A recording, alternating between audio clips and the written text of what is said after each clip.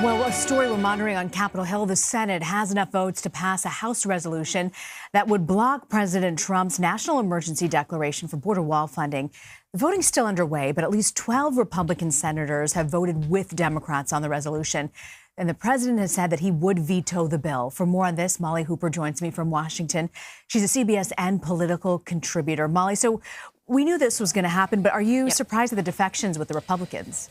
Actually, I'm surprised at the people. I'm surprised at some of the Republicans who voted for it, and actually almost more surprised by some of the Republicans who voted against it, including North Carolina Republican Tom Tillis, who was one of the first Republicans to come out and say that he was going to support the disapproval resolution. He did this in an op-ed several weeks ago, but has since changed his mind after an aggressive campaign by the White House to get him to change his mind. Tillis took to the Senate floor about 25 minutes ago and said that the president gave him assurances that the Senate and the president would work on addressing the issue of declaring national emergencies at a later date. That allayed his concerns. And so he decided to vote against the disapproval resolution. I mean, talk about the flip of a coin. Also, other Republican senators who are considering voting for the disapproval resolution included Ben Sasse and John Cornyn, as well as Ted Cruz. And they also voted with the president, essentially. But the 12 Republicans who voted against the president include individuals like Mitt Romney, Mike Lee, Alexander Pat Toomey. These are all constitutional conservatives. And again, this issue, they would argue, has to do with the expansive grab of executive power and the precedent that that sets.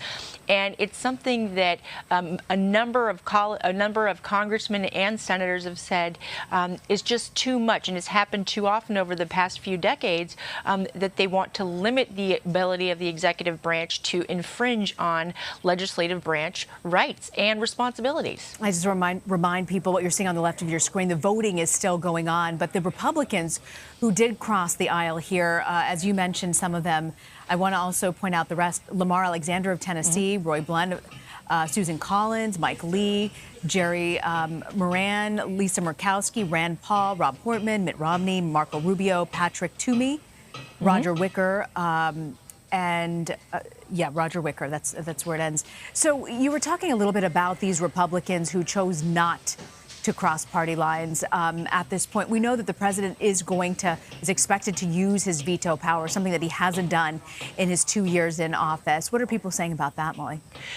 Well, you know, especially this week when the Senate just voted on a resolution to essentially use their war powers authority and limit the U.S. role in the war in Yemen, that's a slap on the wrist for the president, and that's something that the House will take up soon and is expected to go to the White House. And he's going to have to veto it. Those are two major pieces of legislation that the president will veto in a matter of a few weeks. The first two vetoes that he's actually used since he became president. And it says a lot that this is not a Democratic Senate. This is a Republican-controlled Senate that is sending these pieces of legislation, slapping the president on the wrist and basically reining in his authority and his powers. Because even though on the campaign trail the president would rail against President Obama, you know, essentially having too much power, too much executive power, the President Trump has taken a lot of that power as well, and he's running with it. And he has a Congress and members of his own party who are saying, no, you're not. You know, this is under the Constitution. We're constitutional conservatives. Again, I go back to the Tea Party movement, the lawmakers who would come out and pull out their pocketbook of their Constitution. They don't like this idea that they're abdicating their right to control the power of the purse, taxpayer dollars. And that's really where Congress has a lot of authority. Right. And they don't want the president to take that authority from them. And essentially, when it comes down to it, this national emergency in particular, the border security emergency, the money that he would be taking from comes from military construction projects. Keep in mind, the House and the Senate, they essentially eliminated earmarked spendings, you know, money directed back to their districts. And military construction projects at various bases around the country Well, that's kind of a form of earmark spending if you think about it. Those are your constituents.